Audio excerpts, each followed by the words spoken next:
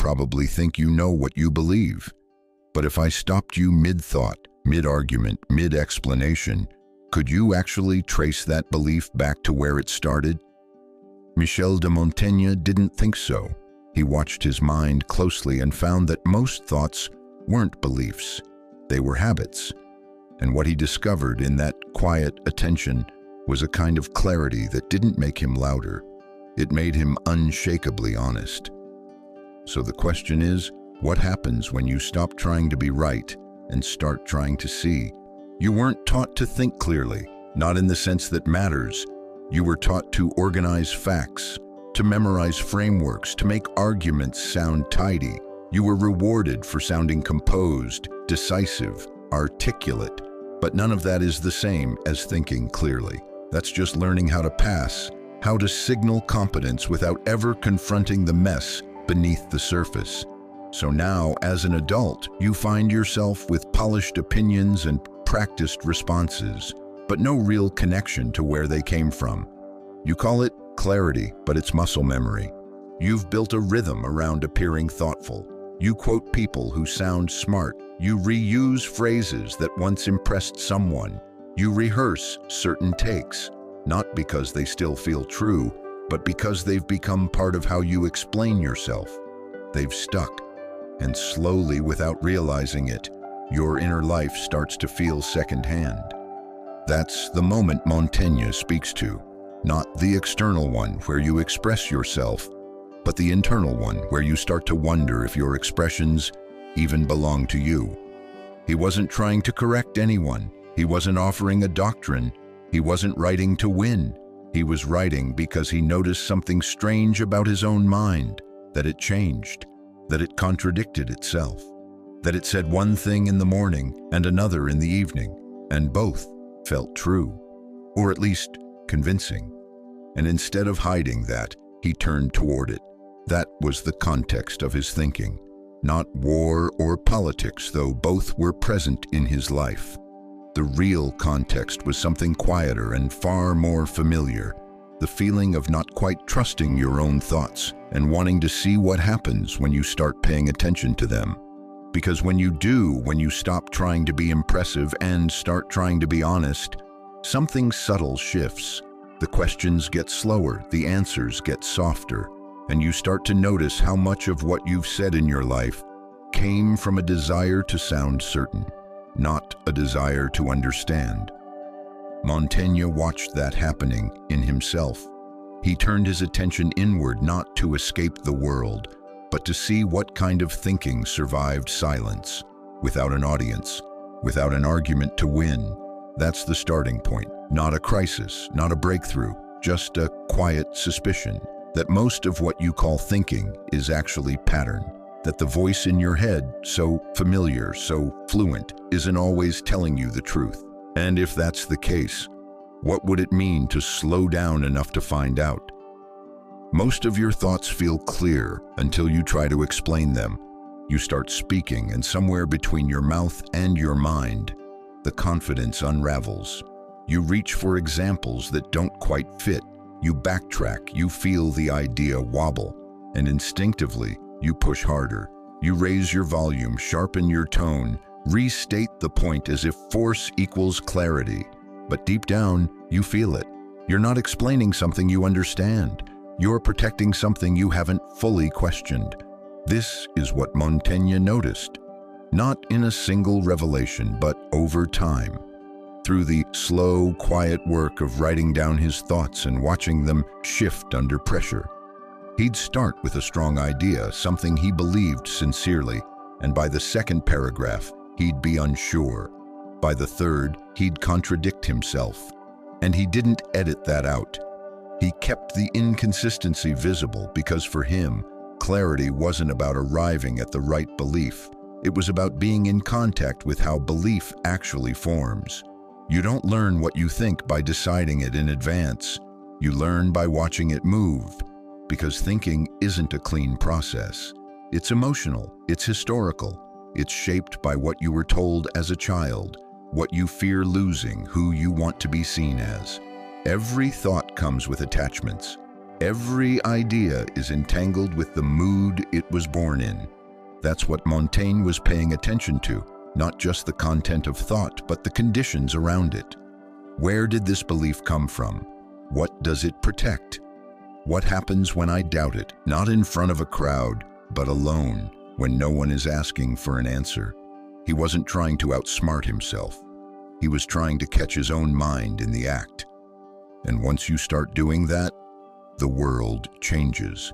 Not dramatically, not suddenly, but deeply. You stop trusting the instant opinion. You hesitate before repeating something clever. You notice when you're about to say something you've said before, not because it's useful, but because it's rehearsed. That's the beginning of clarity. Not the moment when you finally know what's true, but the moment when you stop pretending you've always known.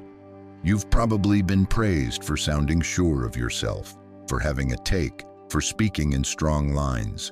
But Montaigne's strength wasn't in how confidently he spoke. It was in how precisely he listened to his own confusion, how carefully he documented the places where meaning fell apart. He knew that certainty is often just the mind trying to avoid complexity, and clarity, the real kind, can only emerge once you stop doing that. So you sit with the thought a little longer, you write it down, you speak it slowly, you notice how it feels in your body, and you ask the simplest question: do I really believe this, or have I just gotten used to saying it? That's what thinking becomes, not a performance, but a practice. And Montaigne's insight is this: your thoughts aren't final, they're drafts. And if you stop rushing to finish them, they might actually start telling you the truth. You say you want clarity, but only when it confirms something comforting. Real clarity doesn't feel clean. It's not a satisfying click or a well-worded conclusion. At first, it feels like erosion, like something solid giving way under your feet. The beliefs that once held you upright start to soften, and the person you thought you were, the one built on all those well-practiced opinions, starts to look more like a sketch than a structure. That's why most people avoid it. Not because they hate truth, but because clarity comes with cost. It strips away the shortcuts, it slows you down. It doesn't flatter your self-image. In fact, it threatens it. Montaigne saw this early. He didn't come to thinking as a way to sharpen his identity. He came to it because he was tired of trying to maintain one. He noticed that the more honestly he looked at his thoughts, the more unstable they became. And that instability, while deeply uncomfortable, felt closer to the truth than any confident answer ever had. He didn't celebrate that feeling. He didn't romanticize it. But he didn't run from it either. You do. And not because you're a coward, but because you've been conditioned to equate discomfort with danger. You've learned that to doubt yourself is to lose status, that to change your mind is to look weak, that to admit you're unsure is to fall behind. So instead, you keep rehearsing, you double down, you maintain the illusion of coherence, even when your own body knows you're lying. You feel it in the tightness in your jaw when you explain something you no longer fully believe. You feel it in the vague exhaustion after a conversation where you sounded more certain than you actually were. That's the tension Montaigne lived inside, and he chose to pay attention to it instead of covering it up. Because the alternative was worse. The alternative is what most people settle for: a fixed identity made of recycled thoughts, a stable surface built on denial. You end up trapped in a role you can't escape from, because stepping outside it would mean admitting you've been performing all along. And so you stay. You keep thinking fast. You keep reacting instead of reflecting. You keep mistaking eloquence for insight. But Montaigne's clarity came from stepping out of that loop, not into something more perfect, but into something more honest. He didn't eliminate contradiction. He let it live beside him. He didn't purge doubt. He made room for it. That's why his work still resonates, because it doesn't ask you to become someone else. It asks you to stop pretending you already know who you are. And that invitation, it's not easy. It costs you the comfort of simplicity. It exposes the scaffolding behind your performance. But if you accept it, what you get in return isn't certainty, it's peace. The peace of not having to force coherence where it doesn't exist. The relief of not having to be right all the time. The quiet power of knowing that confusion isn't a threat to your identity. It's a sign you're finally thinking for yourself. There's a strange kind of clarity that arrives, not when you figure everything out, but when you stop needing to. You've spent so long gripping your beliefs tightly, as if the tighter you hold them, the truer they'll become. But clarity isn't something you force into place. It's what emerges when you let the grip loosen, when you stop needing your ideas to protect you.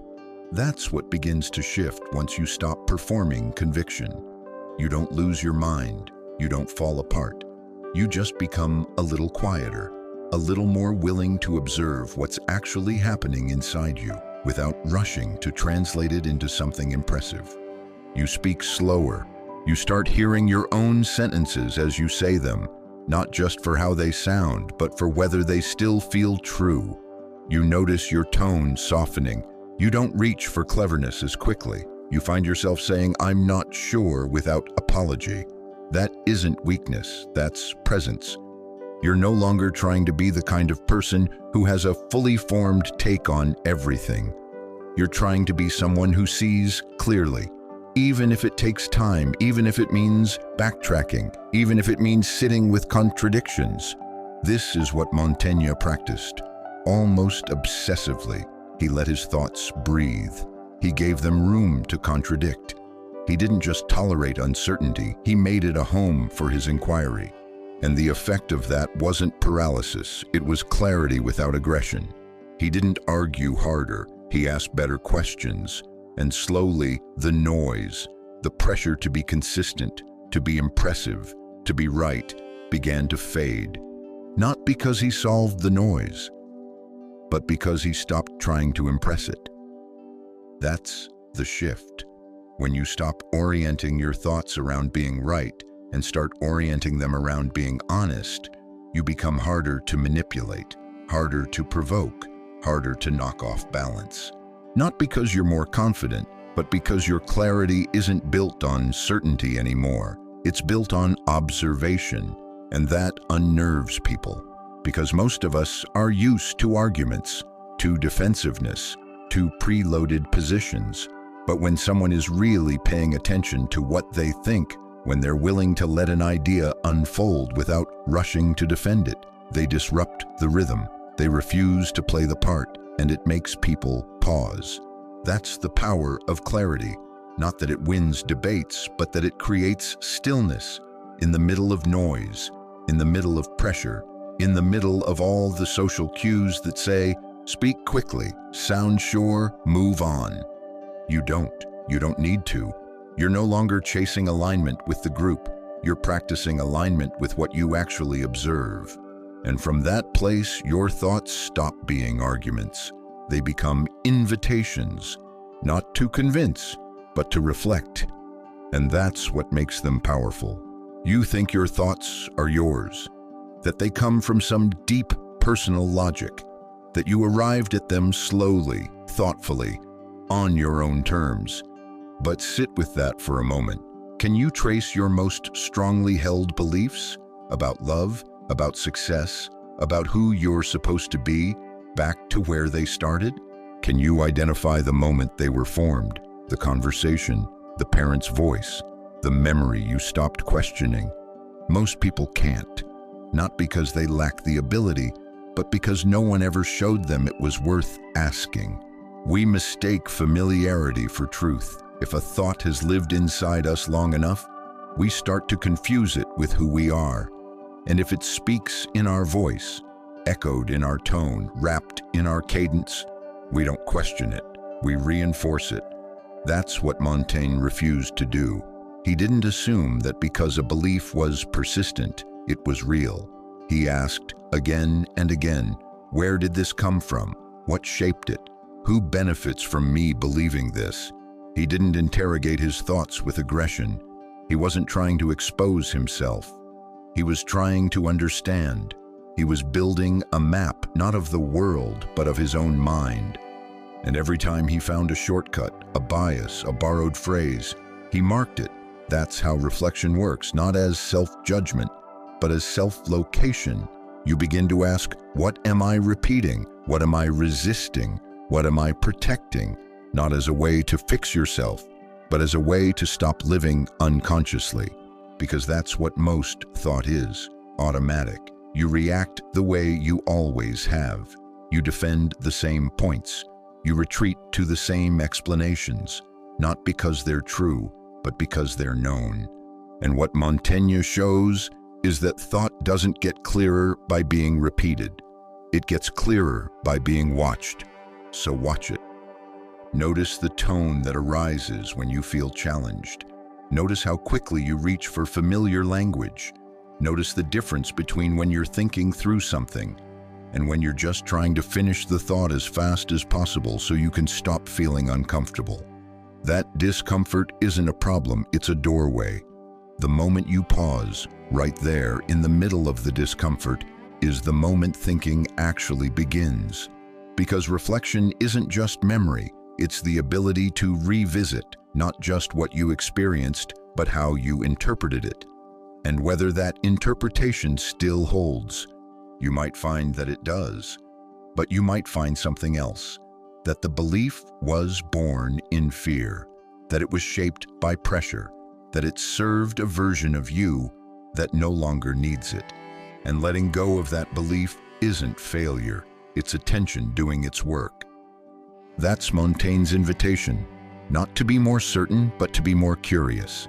Not to hold tighter to what you've always believed, but to ask, gently but persistently, where did this come from? And do I still need it? Montaigne didn't give you steps. He didn't tell you how to live. What he gave you was a posture, an attitude toward your own mind. And if you want to practice it, you don't need a plan. You need a shift in attention. Start by writing, not to express, not to impress, just to observe. Let your thoughts arrive unpolished. Don't edit for clarity. Write until you confuse yourself, then keep going. Montaigne wasn't trying to sound composed. He was trying to catch himself mid-thought, before the defenses kicked in, before the conclusions hardened. You'll notice patterns, not just in what you believe, but in how you try to justify it.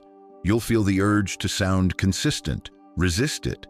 Let contradiction live on the page. Let your opinions disagree with each other. That isn't incoherence, it's precision. Because the goal isn't to have one perfect belief. It's to know what's shaping you in this moment, in this mood, under these conditions. Pay attention to when your thoughts tighten, when you start to repeat a phrase you've said before. Pause. Ask, do I believe this because it's true or because it's familiar? Practice speaking tentatively. Let uncertainty into your sentences, not to hedge, but to stay present. The mind changes. The insight you had yesterday might not survive tomorrow's conversation. That's not weakness. That's evidence you're still alive. Let old beliefs expire. You don't have to stage a funeral. Just stop performing them. Let them drift away. You don't owe consistency to anyone, least of all your past self. This is the method. Slow down, observe, revise. Let clarity emerge in drafts. Speak in drafts. Think in drafts. This doesn't mean you live in hesitation forever. It just means your convictions have roots. Roots you've actually traced instead of assumed. And when your thoughts shift, you're not threatened. You're informed. People will expect performance. They'll ask for quick answers. Don't give them. Give them attention instead. Not every situation allows for that, of course, but you'll know the difference between the moments that demand speed and the ones that invite honesty. And when you find those quiet spaces, take them. Not to prove yourself, not to build a brand of insight, just to sit with what your mind is actually doing when it isn't rushing to be right. That's Montaigne's legacy, not a set of essays, but a way of seeing that the self is not a doctrine but a movement, that clarity isn't an outcome.